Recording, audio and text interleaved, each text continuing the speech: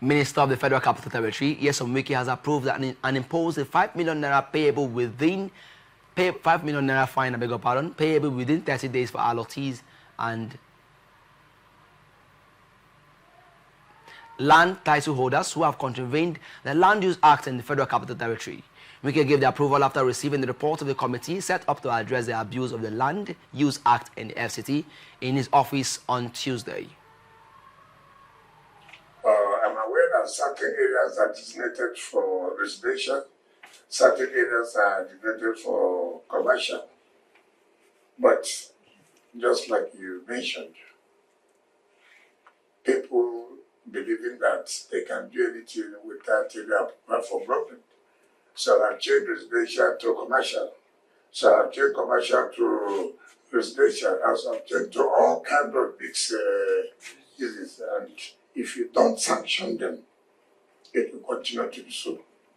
So if we are going to say, okay, so street will be commercial, let it be that it is commercial. If we are saying we're going to be mixed use, then let people know that it will be mixed use.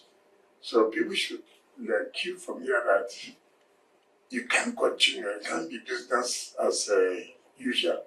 We must let you know that we have to apply the sanction as required.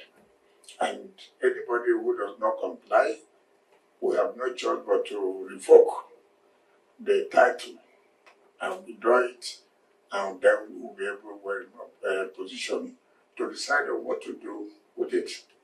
As regards to the problems about those applied for lease to build, that is one area I've seen a lot of malpractice. People applied for this to develop 10 years without even ministerial approval. They assign such property, and then in connivance with the land, they pay for CFO, and then the minister will not know. And then the minister will now go and accept the CFO. He also assented to a 7.5% charge on the assessed capital value of properties converted without the knowledge or express permission of the FCT administration, also payable within 30 days, saying that if such people are not sanctioned, they would continue to default. And that's why I say that you must have to submit copies so that the GC will not make able for me to formally void those CFO because there are no basis. And luckily, like you said, there's no more further development in any of the land that is not been developed for now in that river. I will try and set up a committee to try to be a task force to monitor what is going on there, and then try as much as the innocent subscribers will not be penalized. Rather, we'll be able to see that we give them their. Yeah, but the only problem will be they may have paid to what's it called? To follow homes, but that is not our fault. If you are dealing with a number of so be it. If you are dealing with a criminal, so be it. So be it. There's nothing like pitying anybody here, but we don't want them to lose their property they have acquired, but that of having a CFO, we have to. 7.5% that the FCT is going to be about 77 billion. That is value of that property.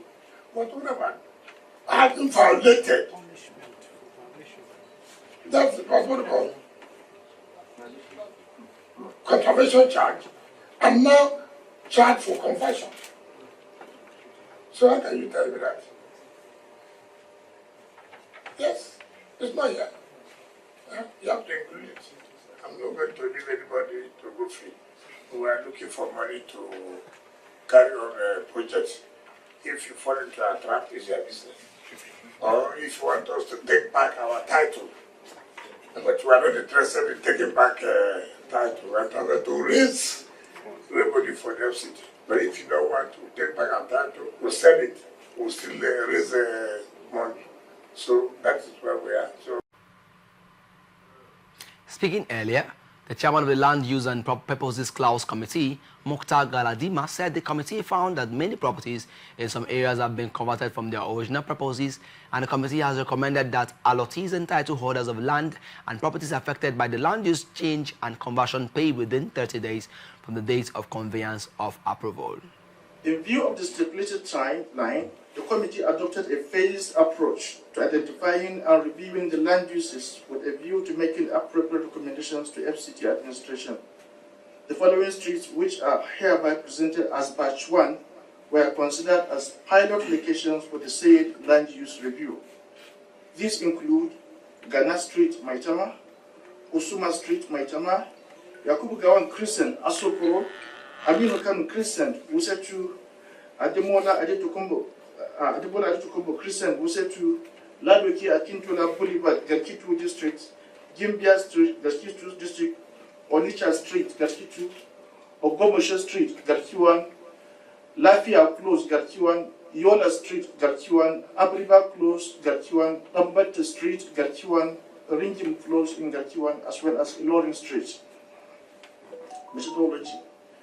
Prime Minister, sir, the committee adopted the following methodology for the assignment: a depth review of relevant documents, maps, layout, satellite imageries covering the selected streets and locations, study and analysis and appraisals of relevant documents, setting up 2 technical subcommittees on land use and purpose clause, as well as property valuation and determination of applicable fees, site visitation to the selected streets, evaluation of properties at the selected streets, engagements in focus group discussions, and developing appropriate recommendations.